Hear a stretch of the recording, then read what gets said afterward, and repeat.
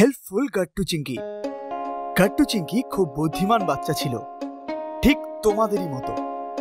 সর্বদা সবাইকে সাহায্য করার জন্য তৈরি থাকতো। স্কুল হোক, সোসাইটি হোক অথবা ঘর, গাট্টু চিংকি সবারই সাহায্য করত।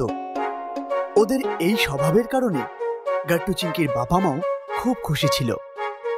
গাট্টু, ছেড়ে দাও, এই সবজি আর জিনিসপত্রগুলো আমি রান্নাঘরে রেখে দেব।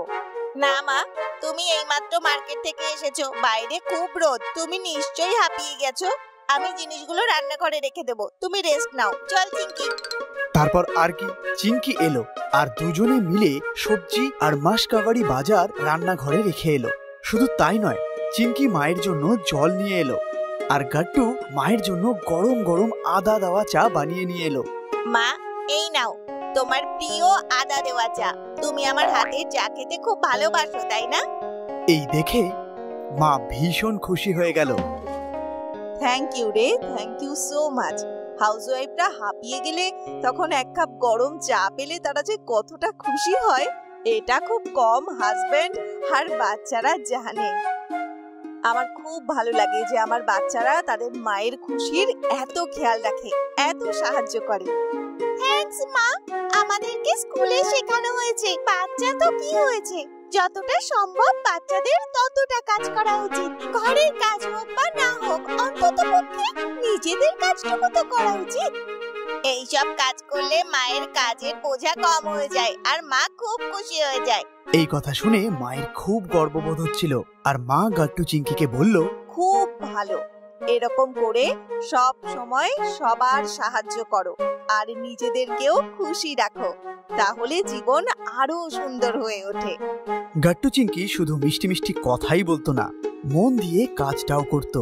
যখন ওরা স্কুল থেকে ঘরে ফিরতো তখন ওরা নিজেদের জুতো মোজা নিজেরাই র্যাকে গুছিয়ে রাখত। তারপর নিজেদের টিফিন আর ওয়াটার বটল রান্নাঘরে রেখে নিজেদের ঘরে গিয়ে স্কুল ব্যাগ রাখত। আর নিজেদের জামা কাপড় যেমন ইউনিফর্ম সব কাপবোর্ডে রেখে দিত। শুধু তাই নয়, তারা নিজেদের ঘরও পরিষ্কার করত, যার ফলে মায়ের সময় বেঁচে যেত আর তারা একসাথে কোয়ালিটি টাইম কাটাতো। একদিনের কথা, একদিন গাট্টু চিংকি স্কুল থেকে ফিরছিল, হারিও ওদের সাথে ছিল। গাট্টু চিংকি, যাও আর তাড়াতাড়ি ফ্রেশ হয়ে নিচে এসো, আমরা তাড়াতাড়ি করে ব্যাডমিন্টন খেলা শেষ করব। শেষ করব? আমরা ব্যাডমিন্টনের ম্যাচ খেলছি নাকি? আমরা তো শুধু এনজয় করার জন্য খেলছি, তাহলে শেষ করলে তো তারা কেন? আরে আজ মা বাবা অফিস থেকে ফিরলে আমরা আজ বাইরে ডিনার করতে যাব, চপাটিও ঘুরবো, সেই জন্যই সব তাড়াতাড়ি করে শেষ করছি। ঠিক আছে, আমরা চলে আসবো।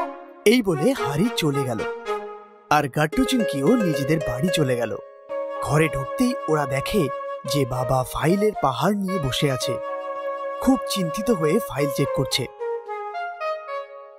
বাবা, কি হয়েছে? আজ তুমি অফিস থেকে তাড়াতাড়ি ফিরে এসেছো? আর এসব কি? তুমি তো পুরো অফিস বাড়িতে নিয়ে চলে এসেছো। বাচ্চারা, 5 বছরের পুরনো ফাইল সবগুলোকে ক্যাটাগরাইজ করতে হবে। যেগুলি দরকারি সেগুলি একদিকে আর যেগুলি দরকারি না সেগুলি অন্যদিকে রাখতে হবে। এটাই চেক করছি, 2 ঘন্টা ধরে বসে আছি, জানি না কখনই কাজ শেষ হবে। গাট্টু চিংকি ফ্রেশ হয়ে মায়ের কাছে গিয়ে দেখলো মা রেস্ট নিচ্ছে। কি হয়েছে মা, শরীর খারাপ? হ্যাঁ, একটু মাথাটা ব্যথা করছে আর কোমরটাও ব্যথা করছে। এই কথা শুনে গাট্টু চিংকি চিন্তায় পড়ে গেল। চলো ডাক্তারের কাছে চলো। আরে না না, এতটাও ব্যথা করছে না, এটা খুবই কমন, কিছুক্ষণ আরাম করলেই ঠিক হয়ে যাবে। গাট্টু চিংকি রান্নাঘরে এসে দেখলো অনেকগুলি এলোমেলো বাসন পড়ে রয়েছে। রান্নাঘরের হালও বেহাল হয়েছিল। মায়ের কোমরে ব্যথা, তাই রান্নাঘরের এই অবস্থা। আমি এই সব বাসন মেজে দিচ্ছি। কিন্তু আমাদের তো ব্যাডমিন্টন খেলতে যেতে হবে। ওটা ক্যান্সেল, এমনিতেও হরিরাজ তারা আছে, আমরাও ছেড়ে দিই আজকের মতো আর মা বাবা সাহায্য করি।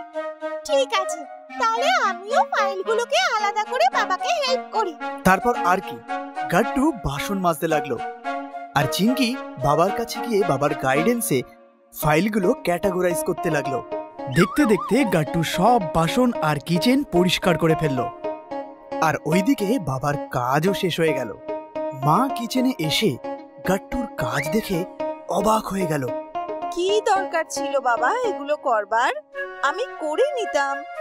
না মা, তোমার কোমরে ব্যথা, তোমার তো রান্নাও করতে হবে, তাই কিছু বলো না। থ্যাঙ্কস বাবা। চিঙ্কি কোথায়? যেই মা গাট্টুর সাথে হলে এলো, অমনি দেখলো চিঙ্কি আর বাবা মন দিয়ে কাজ করছে। দেখো, চিঙ্কি সাহায্য করলো আর সব কাজ মুহূর্তের মধ্যে হয়ে গেল।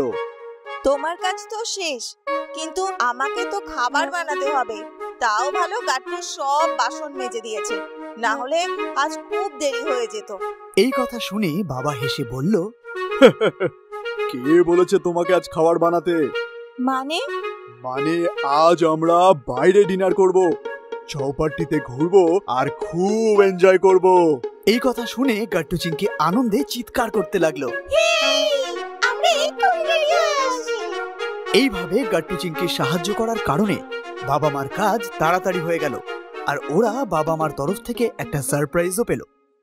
আপনাদের যদি আমাদের ভিডিও ভালো লেগে থাকে তো আমাদের ভিডিওকে লাইক করুন, কমেন্ট করুন আর সাবস্ক্রাইব করুন।